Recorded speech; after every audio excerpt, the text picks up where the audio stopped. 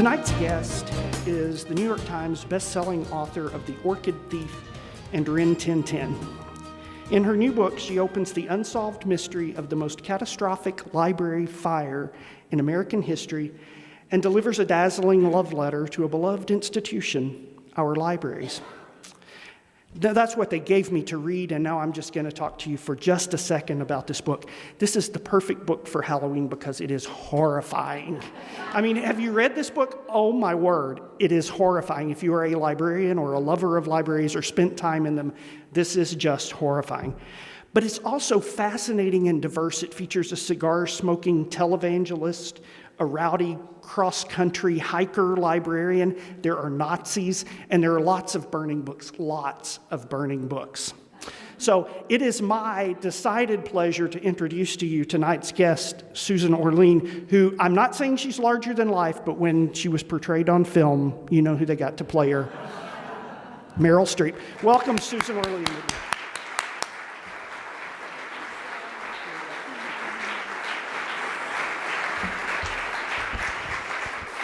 I think I'm larger than life in my own way.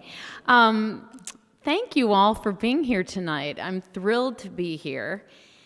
This is my second trip to Louisville. The first was when I was probably about 7 or 8 years old, and my dad was stationed here when he was in the Army. And so many years ago, I think we were driving to Florida, and he wanted to stop in Louisville to see Louisville and show us around. And we had dinner at Cunningham's. And the mystery that I'm trying to solve now is that for some reason, even though I was probably 7 years old when we made this trip, my dad let us know that it had been a brothel. And it may be that he said the word and we didn't know what it meant when we were kids, but I thought later, God, what kind of parenting was that? But it was a wonderful trip, still memorable, and I'm really happy to be back here. So thank you all for turning out tonight. I'm going to read a couple of short sections from the book and talk to you a little bit about it, about why I wrote it and how I wrote it and what I learned in the course of writing it.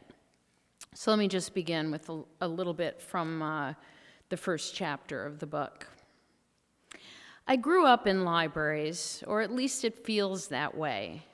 I was raised in the suburbs of Cleveland, just a few blocks from the brick-faced Bertram Woods branch of the Shaker Heights Public Library system. Throughout my childhood, starting when I was very young, I went there several times a week with my mother. On those visits, my mother and I walked in together, but as soon as we passed through the door, we split up and each headed to our favorite section. The library might have been the first place I was ever given autonomy. Even when I was maybe 5 years old, I was allowed to head off on my own. Then, after a while, my mother and I reunited at the checkout counter with our finds. Together, we waited as the librarian at the counter pulled out the date card and stamped it with the checkout machine, that giant fist thumping the card with a loud chunk, printing a crooked due date underneath a score of previous crooked due dates that belonged to other people, other times. Our visits to the library were never long enough for me. The place was so bountiful. I loved wandering around the bookshelves, scanning the spines until something happened to catch my eye. Those visits were dreamy, frictionless interludes that promised I would leave richer than I arrived. It wasn't like going to a store with my mom, which guaranteed a tug of war between what I wanted and what my mother was willing to buy me. In the library, I could have anything I wanted. After we checked out, I loved being in the car and having all the books we'd gotten stacked up on my lap, pressing me under their solid, warm weight, their mylar covers sticking a bit to my thighs. It was such a thrill, leaving a place with things you hadn't paid for. Such a thrill anticipating the new books we would read. On the ride home, my mom and I talked about the order in which we were going to read our books and how long until they had to be returned. A solemn conversation in which we decided how to pace ourselves through this charmed, evanescent period of grace until the books were due. We both thought all of the librarians at the Bertram Woods Branch Library were beautiful. For a few minutes, we would discuss their beauty. My mother then always mentioned that if she could have chosen any profession at all, she would have chosen to be a librarian. And the car would grow silent for a moment as we both considered what an amazing thing that would have been. When I was older, I usually walked to the library myself. Occasionally, I did go with my mother, and the trip would be as enchanted as when I was small. Even when I was in my last year of high school and could drive myself to the library, my mother and I still went together now and then, and the trip unfolded exactly as it did when I was a child, with all the same beats and pauses and comments and reveries, the same perfect pensive rhythm we followed so many times before. When I miss my mother these days, now that she is gone, I like to picture us in the car together, going for one more magnificent trip to Bertram Woods. Oh, thank you. I think the toll of my long book tour is starting to show. So let me tell you how I ended up writing this book. Because if you had asked me 7 years ago if I was going to write about libraries, I would have said, no, absolutely not. It was not something I expected to do. What happened was, one day, right after I moved to LA, my son, who was in first grade at the time, had a school assignment to talk to a city employee. I suggested he interview a garbage man. He suggested that he'd like to talk to a librarian. I feel now very proud of my son and question my own instincts. But I said, well, that's wonderful. And we had just moved to LA. I didn't know where our nearest branch library was, so we looked it up and headed over there. There was something about that drive, and then later, the feeling that I had when we walked into the building, that knocked me sideways. The building was probably about the same size as the branch library that I had always gone to was, and the distance from our house was about the same. And there I was, a mother taking her child to the library, just exactly as my mom had done with me. And we walked in, and I felt almost speechless. The memories of going to the library with my mother were that profound. So partly, I found myself thinking, what is it about libraries that we feel so strongly about? I went to lots of places with my mother. And, I don't walk into a grocery store and go, oh my God, this is just like going to the grocery store with Mom.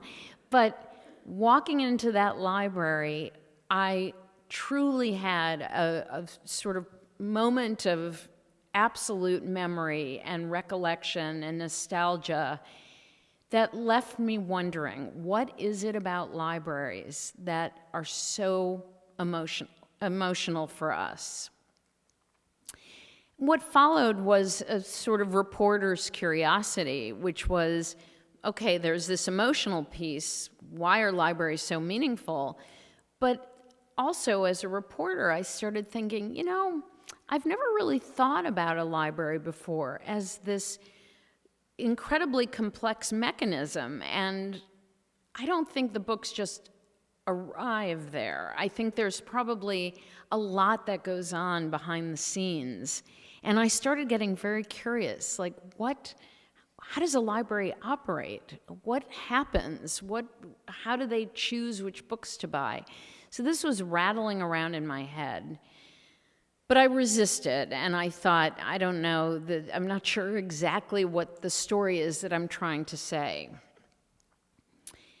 Again, as I said, I was new to Los Angeles, and I had given a talk for the Library Foundation, and I was offered as a thank you a tour of the downtown branch of the LA Public Library. And I was very excited and very curious because I didn't know Los Angeles had a downtown. I thought I would like to see this mystical place that you refer to. I went downtown, and the library is quite a wonderful building, built in the 1920s, very fantastic and full of art, and it's fascinating. And as I was walking through the building, I felt like everything we looked at had a story. Every piece of art, every librarian who had ever worked there, every patron who passed through, it just began to feel to me that the walls were talking to me, that the whole place was alive with stories. And of course, it makes sense. Libraries are full of stories, even when there's no one in them. But the library itself felt like it was full of stories. As we were walking and I was being shown the fiction section, the man giving me the tour pulled one of the books off the shelf, and he took a deep whiff off of the book. And I thought, maybe it's an LA thing, I don't know. And I stood there kind of looking, trying to be polite and nodding. And he said, you know, you can still smell the smoke in some of them. And I thought, I don't know what he means. And I said, well, did they used to let people smoke in the library? And he said, no, smoke from the fire, from the big fire. I said, what fire? And he said, the big fire in 1986, the one that shut the library for 7 years. And I stood there transfixed, and he had continued on to show me more, and I said, what are you talking about? Well, I got home, and I immediately started exploring this because I could not imagine what he was talking about. And I learned very quickly that this was the largest library fire in the history of the United States. It burned for 7.5 hours.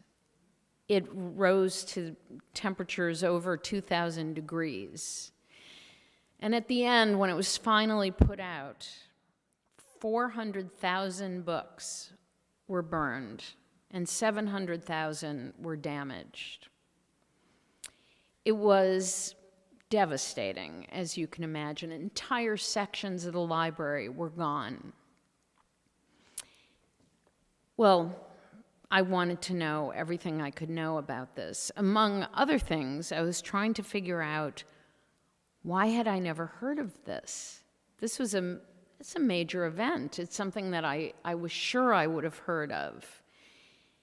I was living in New York at the time, but I was certain that this was something that would have come to my attention, that the New York Times would have covered.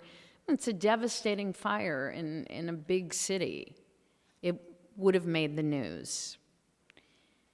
I went into the archives in the New York Times to see whether there was some, I thought maybe it was in the paper and I didn't notice it, which seems strange, but I was willing to assume that.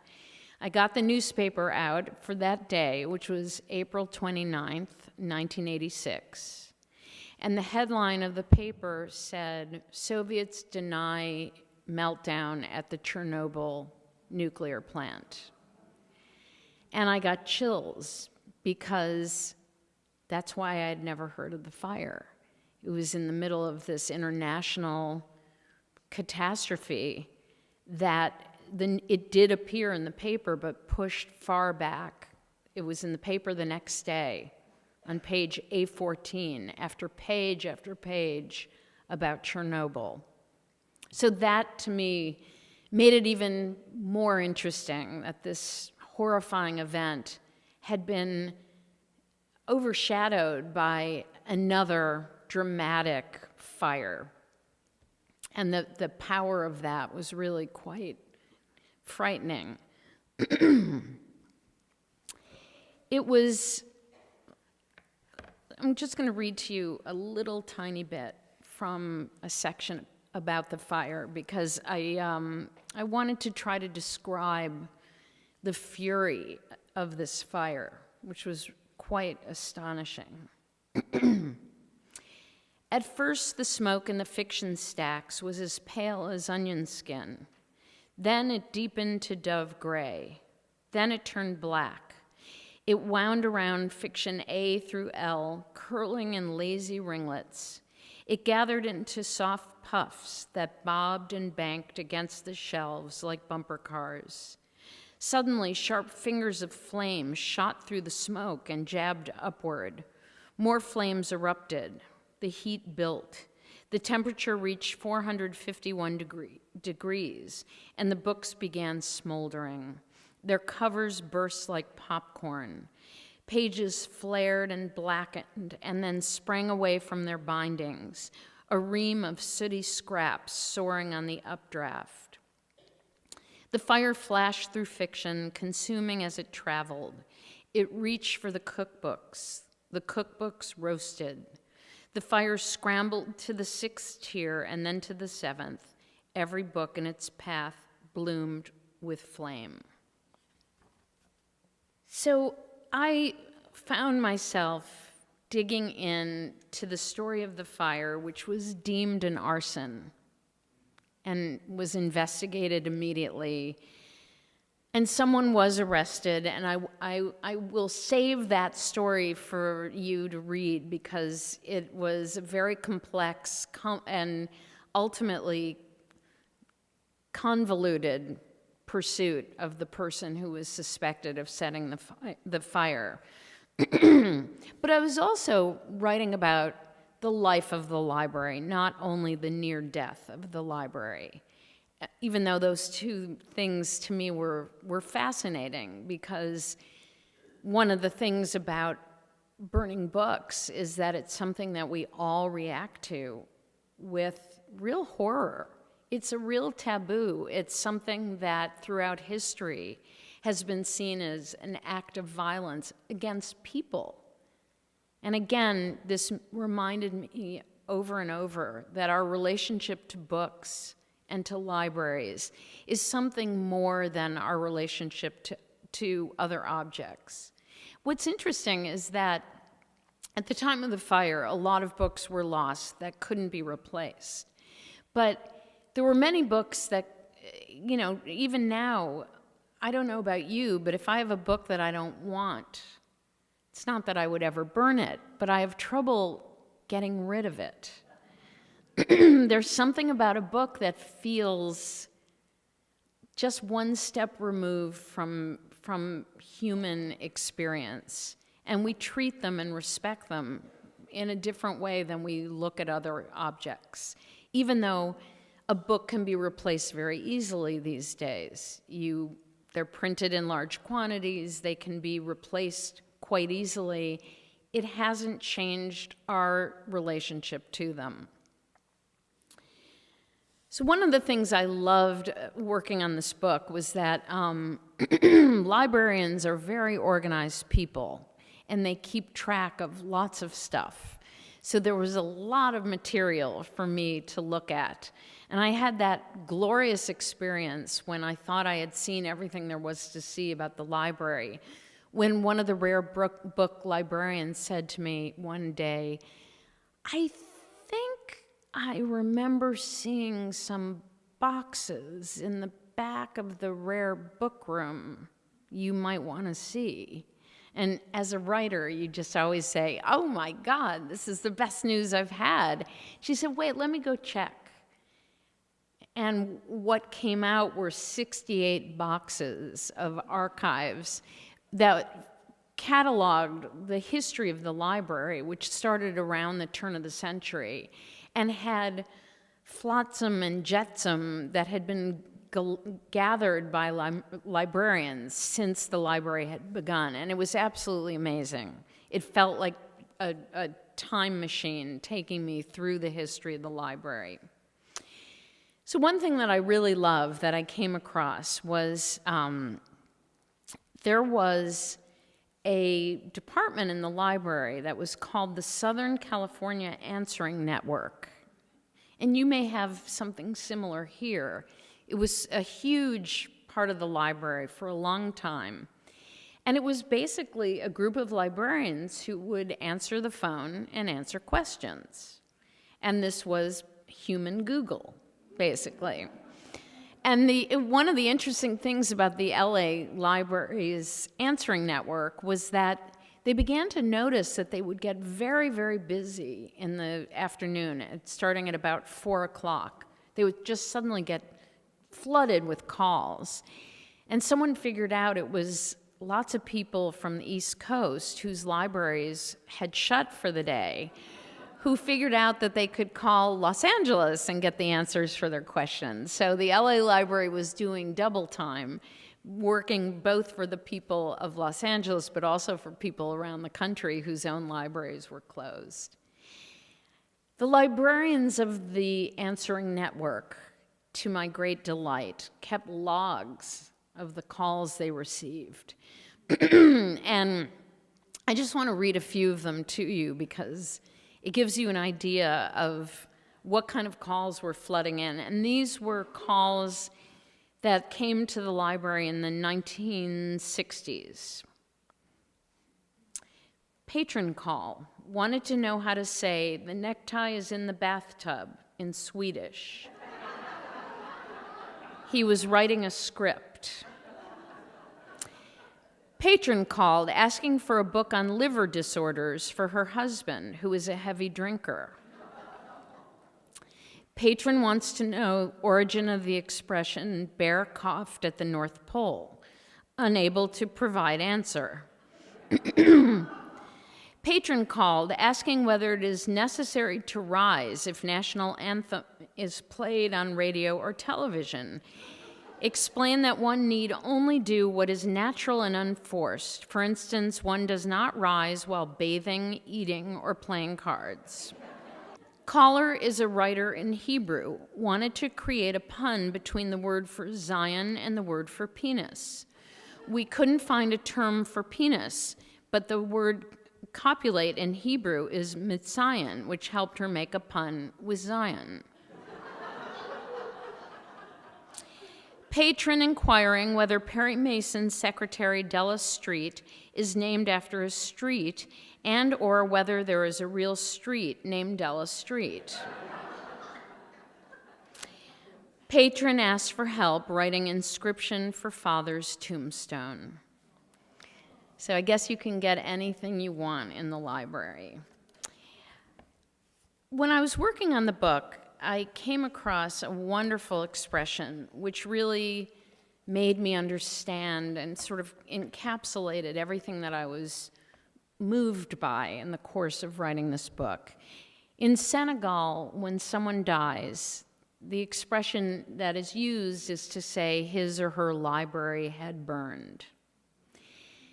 And in a sense, we're libraries. Each of us is a library. We have in our own minds our volumes and volumes of memory, of knowledge, of information, of thoughts, of questions, of fantasies. And it made me think that that's part of why we relate so powerfully to libraries, because they're structured in a way like communal brains, filled with all of those same things, but the stories, the fantasies, the knowledge, the information that belongs to all of us. So the idea of a library burning is like losing someone, losing a person whose memories and thoughts are gone. And this became very emotional for me as I was working on the book, because this book made me think so much about my mother and about these trips. She was the one who introduced me to the love of libraries. And when I first got the book contract, I went to my mom and I said, "Mom, I'm writing a book about libraries." And like all good mothers, she took total credit and said, "You know, I think I'm the one who first introduced you to libraries." And I said, "Yes, Mom, actually, you deserve all the credit." And it really was this wonderful opportunity for me to relive those moments and to think of how much it had meant to me to have those special trips that felt like nothing else that we did. The next time, or I shouldn't say the next time, but over time, in this period when I was working on the book, and I worked on it for 6 years, my mother was diagnosed with dementia. And so she began losing her memory. And that sense of the loss of someone being the loss of all they contain in their own personal library became very real to me.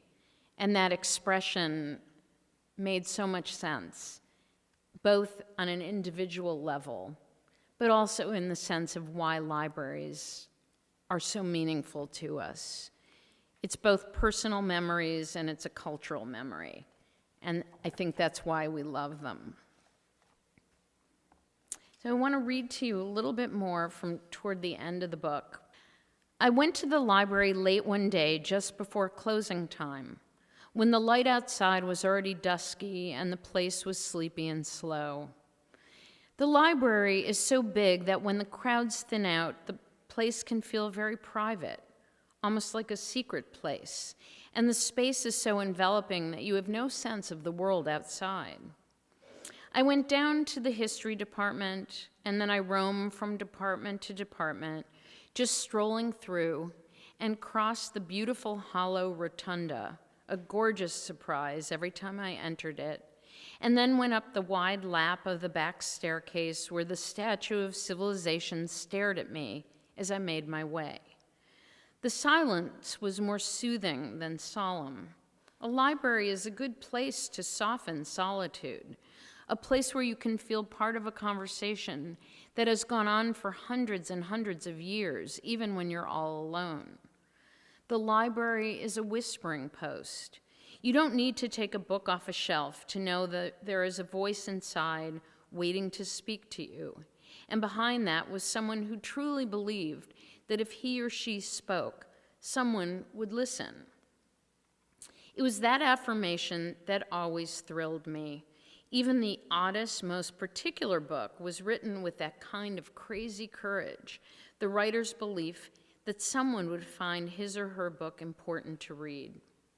I was struck by how precious and foolish and brave that belief is, and how necessary, and how full of hope it is to collect these books and manuscripts and preserve them.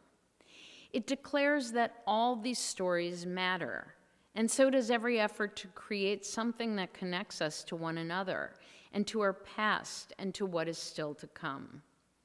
I realized that this entire time learning about the library, I had been convincing myself that my hope to tell a long-lasting story, to create something that endured, to be alive somehow as long as someone would read my books, was what drove me on, story after story. It was my passion, my way to understand who I was. I thought about my mother, who died when I was halfway done with this book, and I knew how pleased she would have been to see me in the library. And I was able to use that thought to transport myself for a split second to a time when I was young and she was in the moment, alert and tender, with years ahead of her. And she was beaming at me as I toddled to the checkout counter with an armload of books. I knew if we had come here together to this enchanted place of stucco and statuary and all the stories in the world for us to have, she would have reminded me just about now that if she could have chosen any profession in the world, she would have been a librarian. I looked around the room at the few people scattered here and there. Some were leaning into books, and a few were just resting, having a private moment in a public place, and I felt buoyed by being here. This is why I wanted to write this book, to tell about a place I love that doesn't belong to me but feels like it is mine, and how that feels marvelous and exceptional. All the things that are wrong in the world seem conquered by a library's simple, unspoken promise. Here I am, please tell me your story. Here is my story, please listen. The security guards began arranging chairs and straightening tables while calling out, 4 minutes, 4 minutes to closing. A few of us here snapped our books shut and swept our belongings together and headed upstairs. In the checkout line, a heavyset man with 3 books under his arm began a jiggling, hip-wagging dance, and people stepped around him carefully on their way out the door. Thank you so much.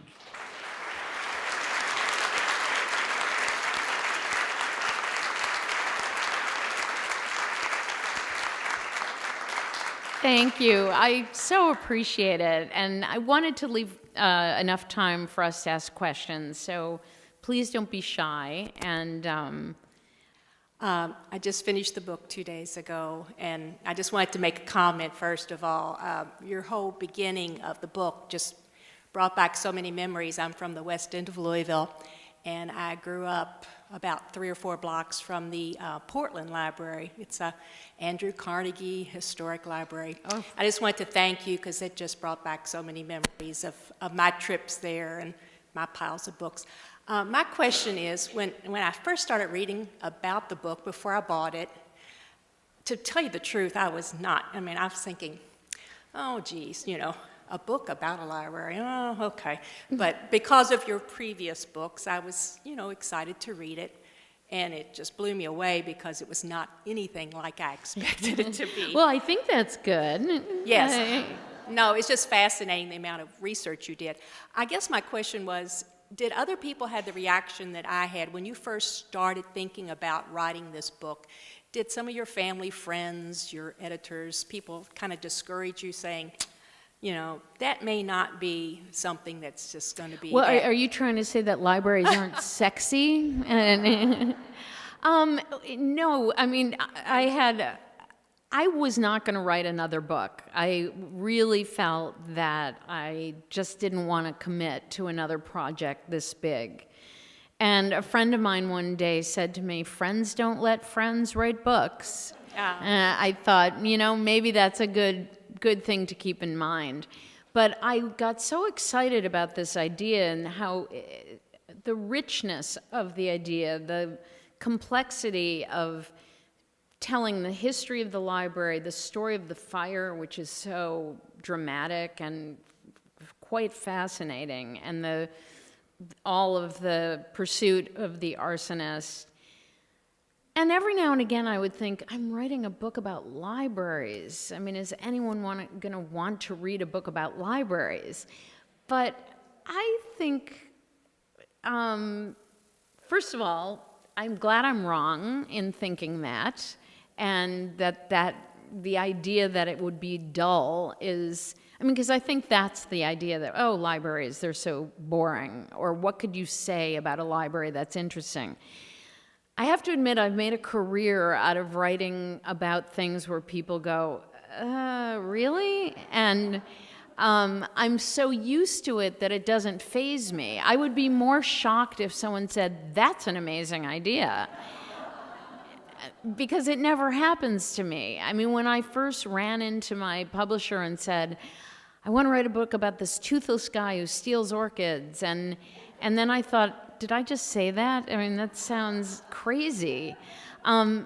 It's been what I've done as a writer. And there's a little part of me that's a bit of a contrarian, that I like saying to people, kind of subtly, I know you think this is going to be boring, and I'm just going to show you that it's not boring. There's a bit of a challenge in it for me, and I also think it appeals to my greater mission as a writer, which is to try to convey the message to people that everything is interesting. Everything has the potential to be fascinating. Every person has a story. Every thing that we interact with has a story. And I'm very interested in how things work. And I find it just very interesting to look at something that feels so familiar, and yet the minute I thought about it, I thought, boy, I really have no idea how a library works and what it's like to be there day after day. But I find that very rewarding, and I hope that the takeaway often is to say, life is full of amazing stories, and they're not all the obvious ones. They're the ones that just require a little bit of a closer look, and what's revealed is something quite extraordinary.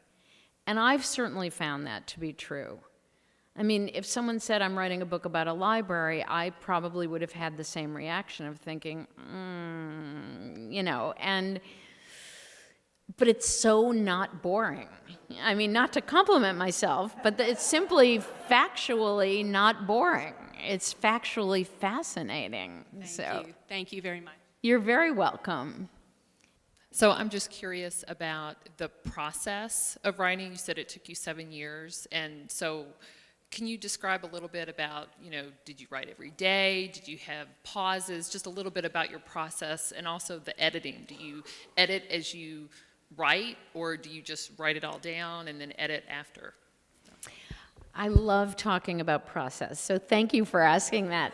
I look at my experience writing as being two parts. The first part is I'm a student. I almost always write about things I know nothing about. I knew nothing about the library. I was new to LA. I knew nothing about LA. I knew nothing about this fire. I knew nothing about arson. I really didn't know. So what I do in the beginning is just throw myself in as if I were in a graduate course on this topic.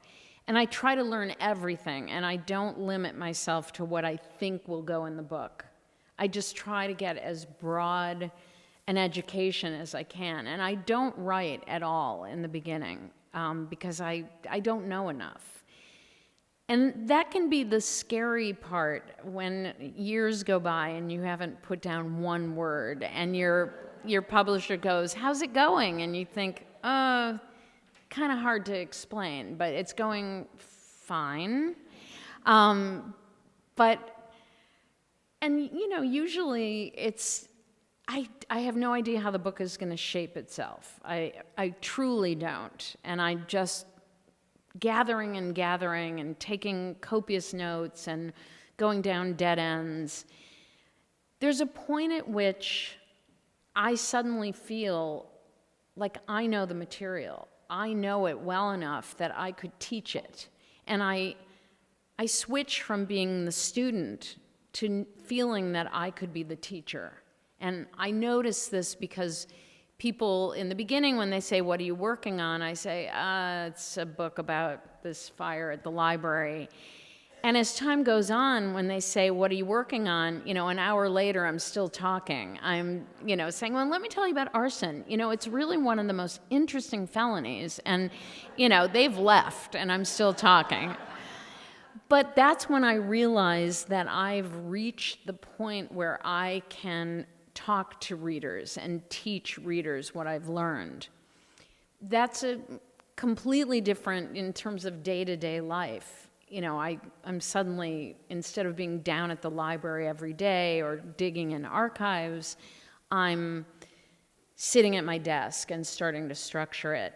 To be super nerdy, I'll just say that I take notes by hand. I then type them all up.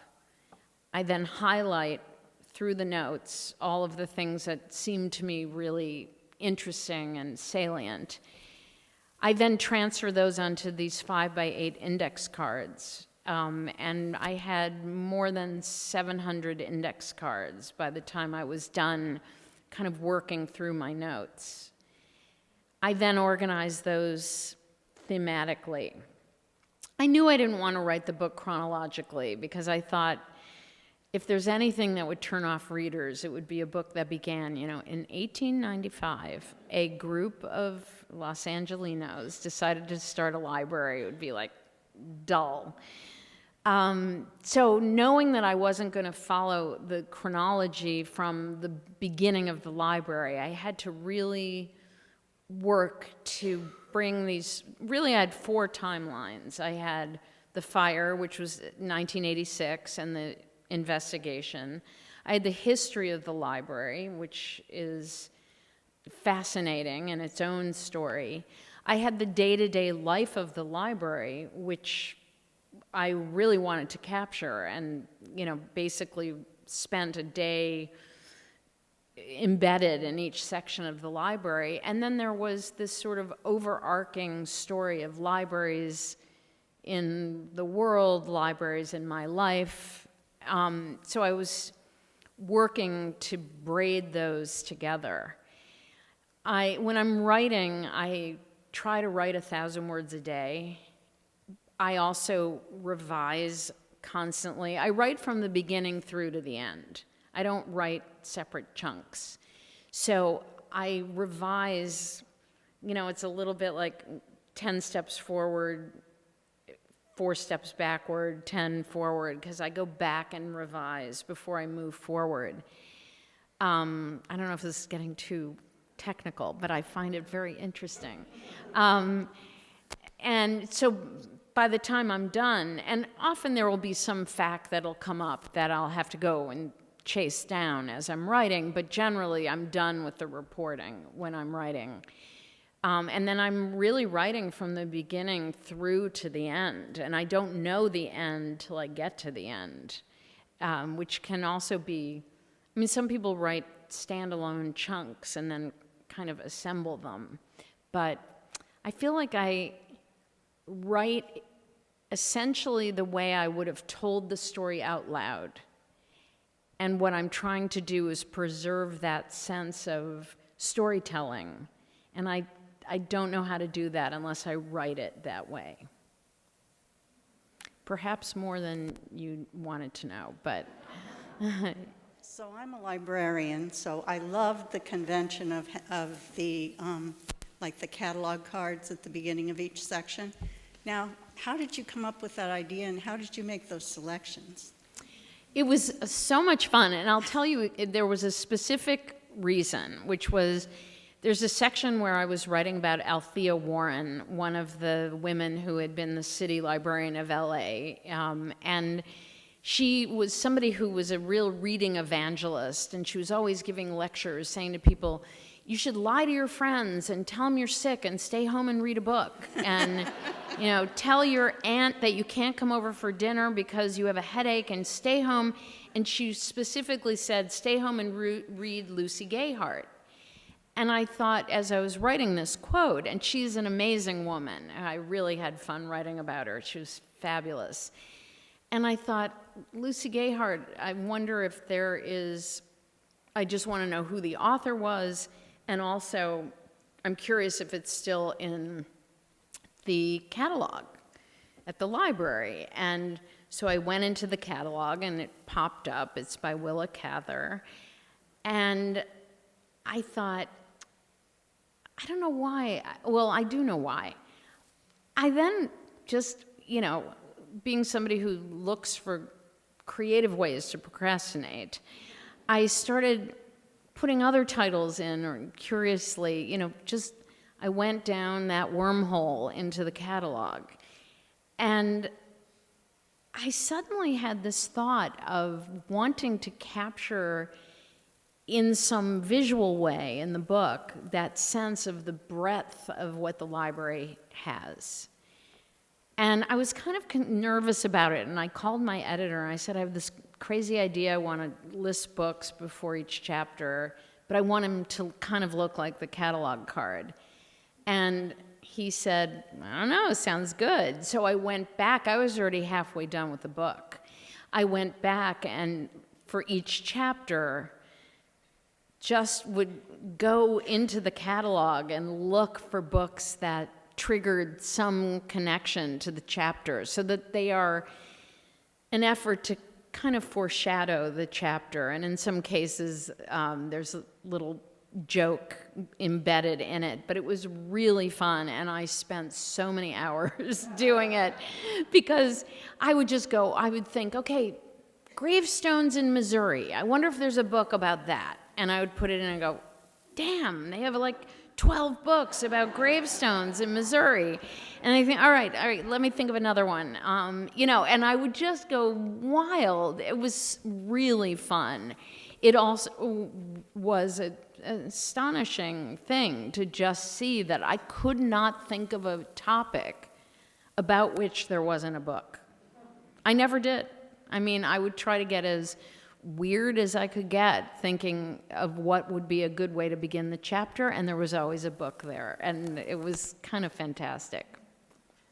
So, jumping off of the catalog cards, can you speak about the actual book itself? Because it's just such a beautiful book, and so I was just curious about your input on that with your publisher, and if it's inspired by another book. So yeah. Well, thank you. I think it's absolutely beautiful, and I'm thrilled. Normally, I am kind of a spectator to the design of the book. And I give all credit to the art department, but in this case, I was actually involved. I knew from the beginning that I didn't want a dust jacket. I knew from the beginning that I only wanted text on the cover, and that I had originally thought that it would be really neat to have a cloth cover. We ended up, cloth covers are beautiful, but you can't do reprints quickly because they just take too long, so it was never a really good option. And then it was my husband who came up with the idea of having the card in the back, this pocket, which I love.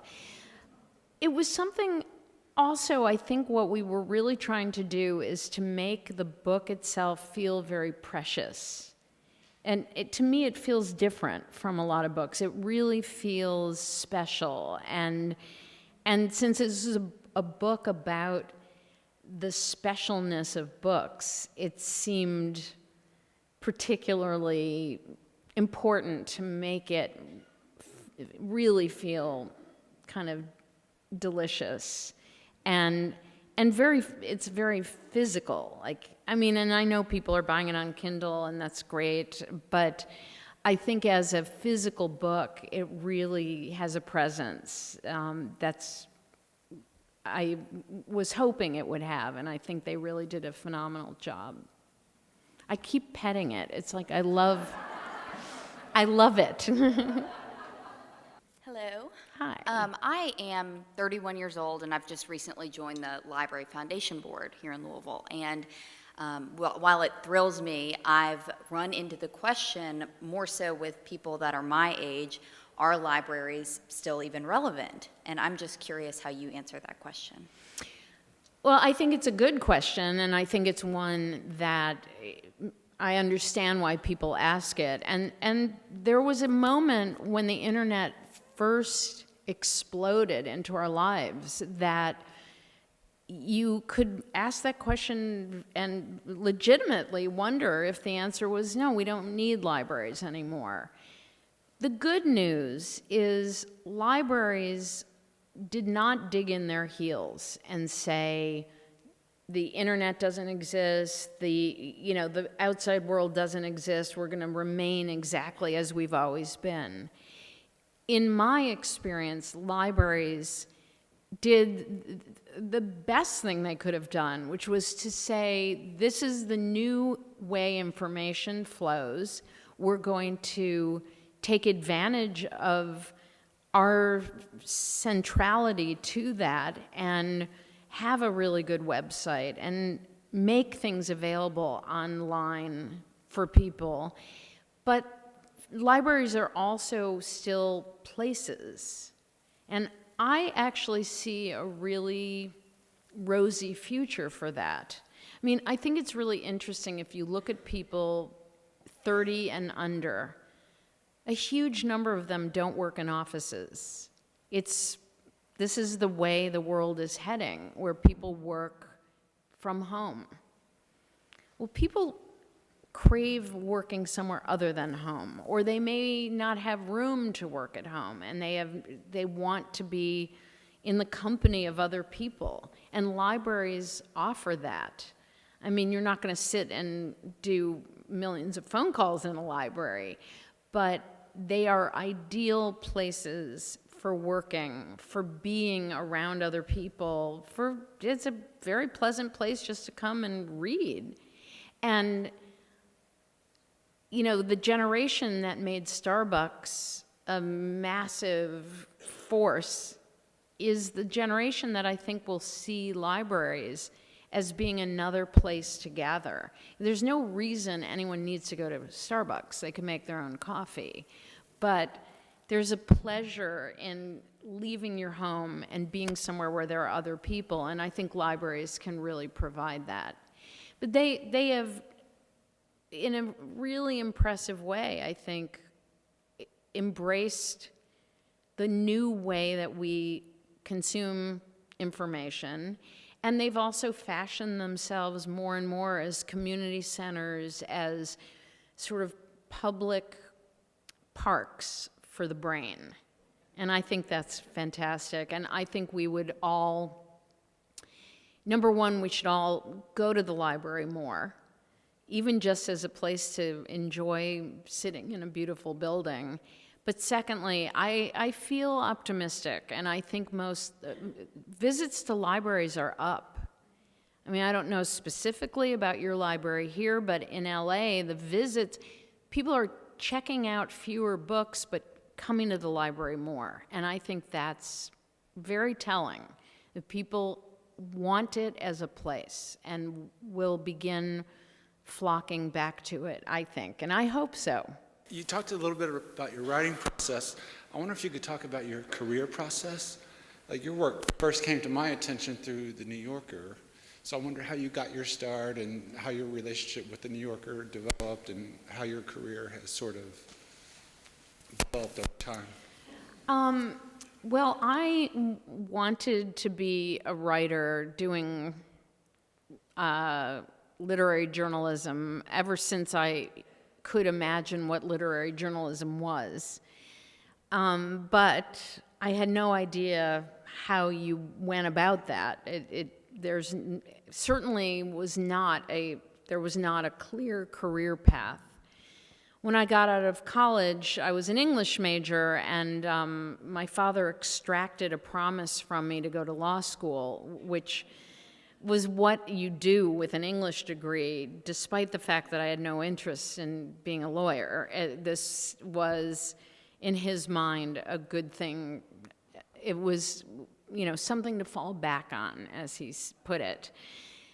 And through pure luck, and absolutely, that's what it was, I got a job. I had moved to Portland, Oregon, and I got a job at a little startup magazine that the only reason I was able to get the job is that they paid like $300 a month, and nobody with any experience would have taken the job. And I knew immediately that I was doing what I wanted to do. So I worked there for several years. I then began freelancing for Rolling Stone and moved first to Boston, where I wrote for the Boston Phoenix and the Boston Globe, and then I moved to New York. And the way I got to the New Yorker was, again, a certain amount of luck. I fantasized about working there. It was the place I most wanted to work and where I fancied myself most suited, me and 20 billion other people, but I really thought, well, I'm doing what they're doing, and this is where I want to work. And I heard through pure accident that they were hiring some Talk of the Town writers. I wrote instantly a letter of, pleading and begging that they give me a look, and included a bunch of clips. And I was very excited because I splurged and took a cab to their offices, and I thought, I'm going to walk in and they're just going to hire me on the spot. And I walked in, and there was a receptionist in a glass window, and she said, just push it under the slot. And I kind of limped home thinking, well, I blew it. But they gave me a call and said, come on in and let's talk. So for the first couple of months, I just wrote a lot of Talk of the Town pieces. And then I had one talk piece that I came into my editor and I said, I really think this could be a feature, not that it could be a bigger story. It was about a man, a cab driver in New York, who was the king of his African tribe. And so they gave me a shot at doing a full-length piece, and that was in 1992. Is that right? 92. No, 87, sorry. But I became a staff writer in 92. So, it's been a certain amount of, like, very fortunate breaks, a certain amount of just putting one foot in front of the other and moving from a small publication to a slightly bigger one to a slightly bigger one. And I do think, actually, that I was doing what they were doing. And it wasn't a crazy thing to go from what I had been writing to what the New Yorker was running. It was a sort of natural progression. And I feel really incredibly fortunate to work there because the kinds of stuff I really want to write, there aren't that many places that are going to run it. So I feel like I very luckily ended up where I was meant to be. I'm afraid we have to stop, but I want to thank you all so much for coming. It's a real pleasure. And thank you.